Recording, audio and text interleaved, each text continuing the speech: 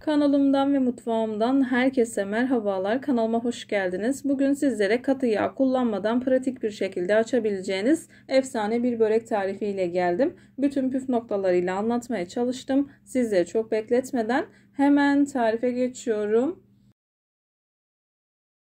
Tarifim için ilk olarak yoğurma kabıma 6 bardak un, 1 tatlı kaşığı tuz, tuzu tepeleme kullandım. Kendi damak tadınıza göre ayarlayabilirsiniz. 1,5 bardak kadar ılık su ekledim. Unu alttan alarak yavaş yavaş hamurumu yoğurmaya başladım.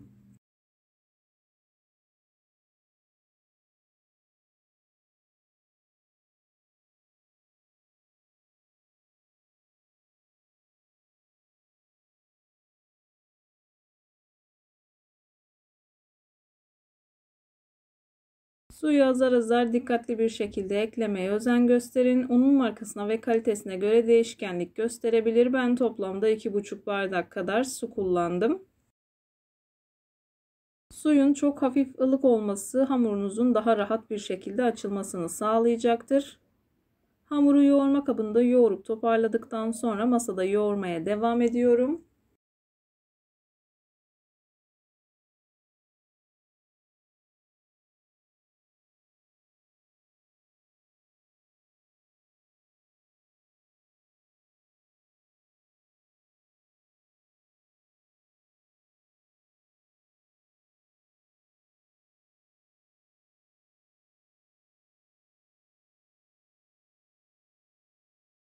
Hamurumu yoğurma kabında yoğurdum. Tezgahıma çok az un serperek hamurumu yoğurmaya başlıyorum. Hamuru 5-6 dakika kadar yırta yırta yoğuralım.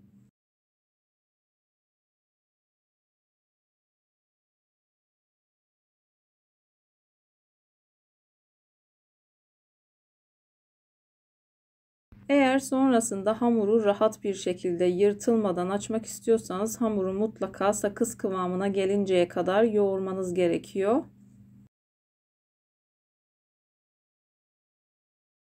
Aynı zamanda kullandığınız unun böreklik ve baklavalık olmasına dikkat edin.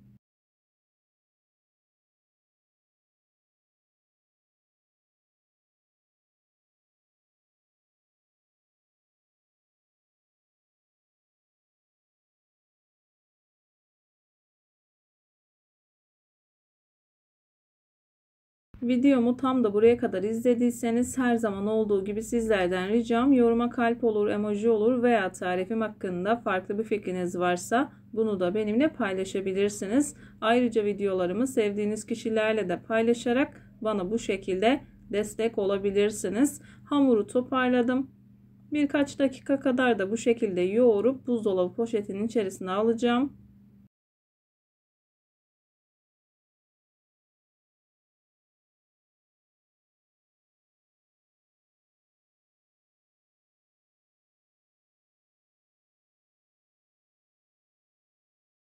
Hamurumu pürüzsüz bir hal alıncaya kadar yoğurdum. Buzdolabı poşetinin içerisine alıyorum.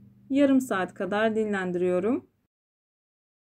Ben bu hamurdan el açması börek hazırladım. Dilerseniz yufka ile açılan el açması börek yapabilirsiniz. Katmer yapabilirsiniz. Müthiş lavaşlar hazırlayabilirsiniz. Bu hamurla mayasız yapılan bütün tariflerinizi hazırlayabilirsiniz. Hamurumu toparladım. Toparladıktan sonra hamur kartı ile parçalara ayırıyorum.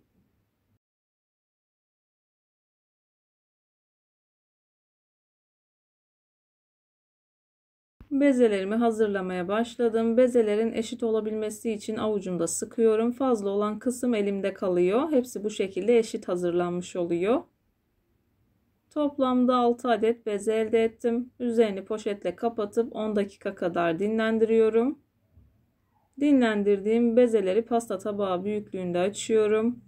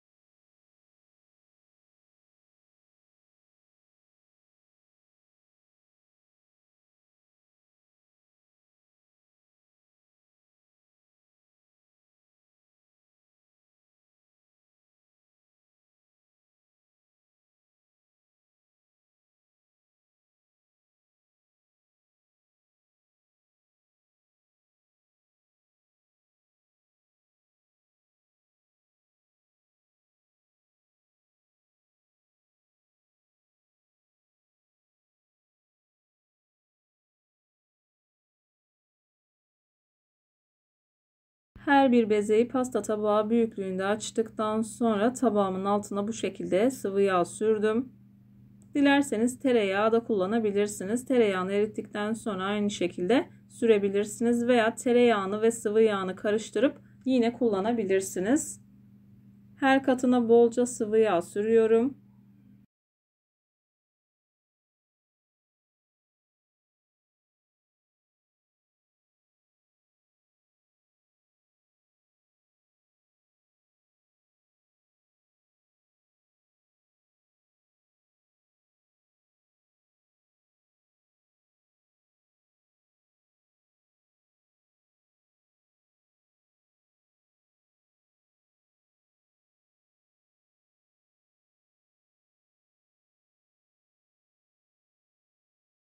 Sıvı yağ sürdükten sonra üzerini streçle kapatıp bu şekilde yarım saat kadar dinlendiriyorum.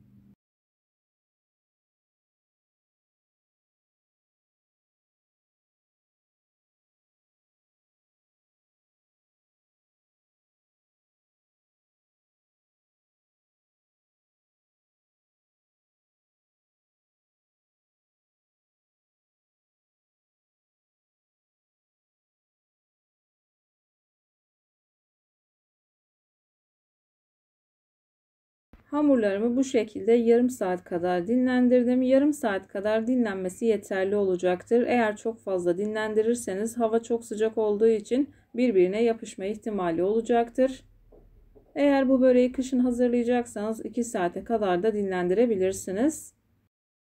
Yarım saat dinlendirdiğim hamurumu tezgaha aldım. Tezgahı güzel bir şekilde yağladım. Daha sonra hamuru orta kısmından biraz açtıktan sonra kenarlardan yavaş yavaş çekiştirerek hamuru büyütüyorum. Hamur çok güzel yoğrulduğu için çok rahat bir şekilde açıldı. Ben iç malzemesi için peynir kullandım. İstediğiniz malzemeyi kullanabilirsiniz. Kenar kısımlarını videoda görüldüğü gibi katlıyorum. Daha sonra çok fazla sıkıştırmadan yavaş yavaş rulo şeklinde sarıyorum. Gözünüze kalın gelen kısımları bu şekilde çıkartabilirsiniz.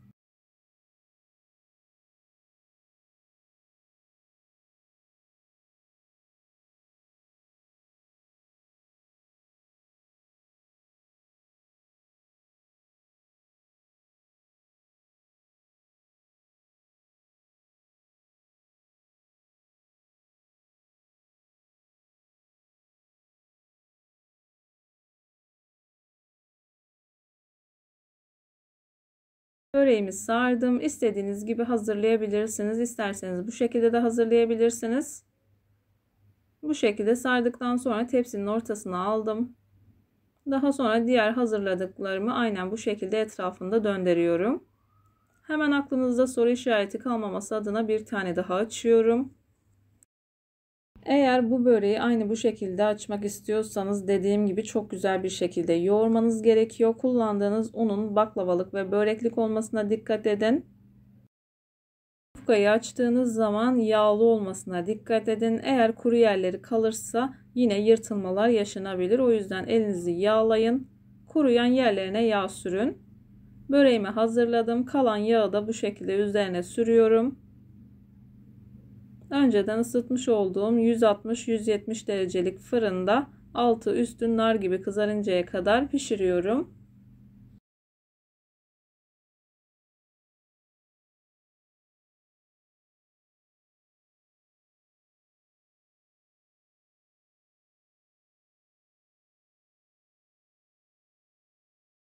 Hazırladığım böreğimi fırına sürdüm. Fırından böreğimi aldım. Gördüğünüz gibi çok güzel bir şekilde kızardılar. İlerleyen dakikalarda iç dokusunu da sizlerle yakından paylaşacağım.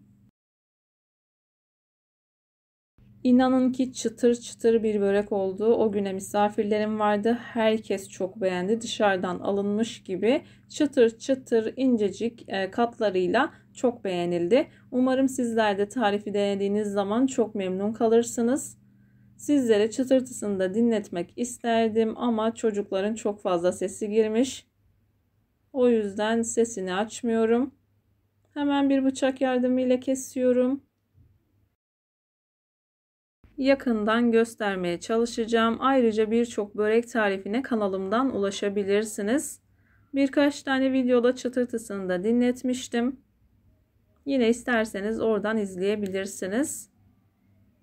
Videomu beğendiyseniz beğenmeyi, kanalıma hala abone değilseniz bu videodan sonra kanalıma abone olmayı, bildirim zilini açmayı lütfen unutmayın. Kendinize ve sevdiklerinize çok iyi bakın. Başka bir tarifte, başka bir lezzette görüşmek üzere. Hoşça kalın. Allah'a emanet olun.